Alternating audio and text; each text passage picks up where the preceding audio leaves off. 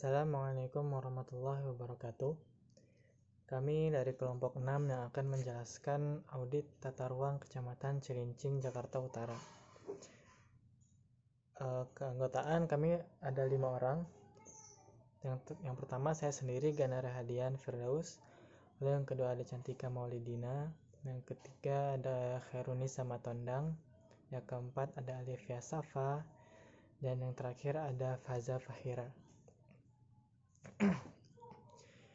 Dari kelompok ini memiliki 4 pertimbangan dasar dalam melakukan audit. Yang pertama ada Permen ATR nomor 17 tahun 2007 tentang pedoman audit tata ruang. Lalu yang kedua ada Undang-Undang nomor 26 tahun 2007 tentang penataan ruang.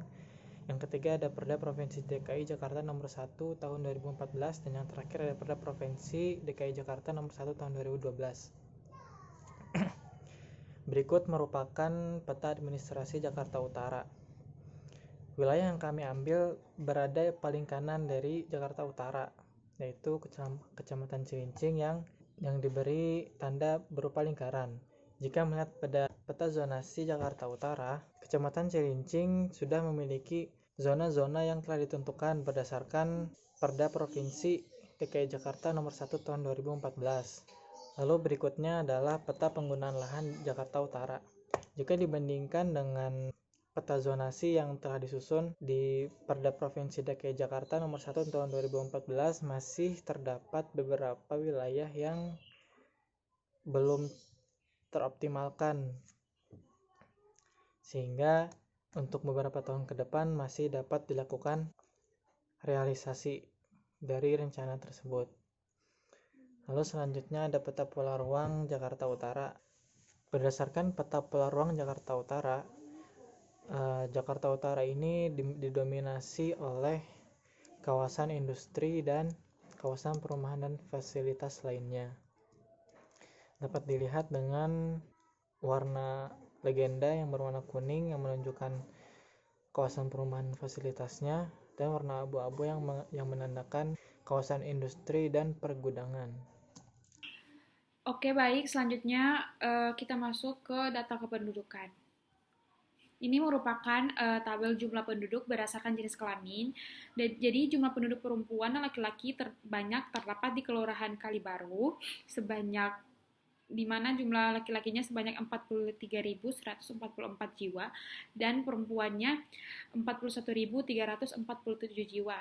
Dan tersedikit terdapat di Kelurahan Marunda, di mana jumlah laki-lakinya yaitu 16.156 jiwa dan perempuannya 15.464 jiwa.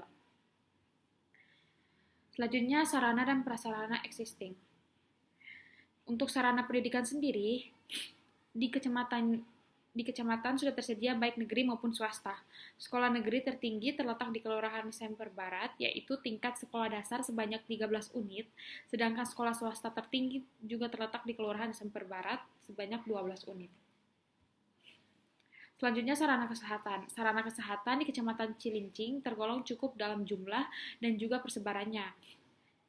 Di sini bidan praktek memiliki jumlah terbanyak, yaitu 11 unit di Kelurahan Cilincing. Untuk sarana peribadatannya sendiri itu terdapat 3 macam, yaitu ada masjid, musola, dan gereja. Untuk sarana yang paling dominasi adalah musola, terdapat di Kelurahan Kalibaru dan terdapat 58 unit. Nah, untuk selanjutnya adalah sosial ekonomi. Untuk sosialnya sendiri adalah permasalahan tentang dampak sosial akibat pembangunan pulau reklamasi terhadap masyarakat perikanan Cilincing perlu segera dicari solusinya, terutama terhadap masyarakat nelayan yang tidak mampu beradaptasi dengan perubahan yang ada. Bagi masyarakat nelayan yang punya pola adaptasi dengan adanya pembangunan pulau reklamasi, harus didukung dengan berbagai skema bantuan agar perubahan sosial tersebut memberi manfaat yang besar dalam pembangunan perekonomian Cilincing. Selanjutnya, untuk ekonomi pasar ini kegiatan perekonomian pasar seperti atau swalayan masih berjalan dengan baik. Hal ini ditunjukkan dengan banyaknya jumlah yang tersedia setiap kelurahan kecamatan Cilincing, yang dimana menunjukkan sudah dipenuhinya kebutuhan masyarakat untuk berbelanja untuk memenuhi kebutuhannya sehari-hari. Selanjutnya adalah tentang ekonomi industri. Pada perekonomian industri pengolahan terdapat atau digolongkan sebagai industri besar dengan 100 orang pekerja atau lebih, industri menengah dengan 20-99 orang pekerja, industri kecil dari 5-19 orang pekerja, dan industri mikro dari 1-4 pekerja. Pada perekonomian Kelurahan Sukapura, terdapat jumlah 42 industri dengan jumlah tenaga kerja sebesar 35.615 orang, yang dimana ini bisa dikategorikan sebagai industri besar yang berjalan di sana. Lalu yang selanjutnya ada ekonomi dalam sektor jasa. Pada Kelurahan Cilincing terdapat 1 unit hotel, dan pada Kelurahan Semper Barat terdapat 3 unit hotel, yang dimana sebenarnya kelurahan ini sudah memenuhi syarat fisik bentuk pelayanan yang diberikan untuk mendirikan hotel.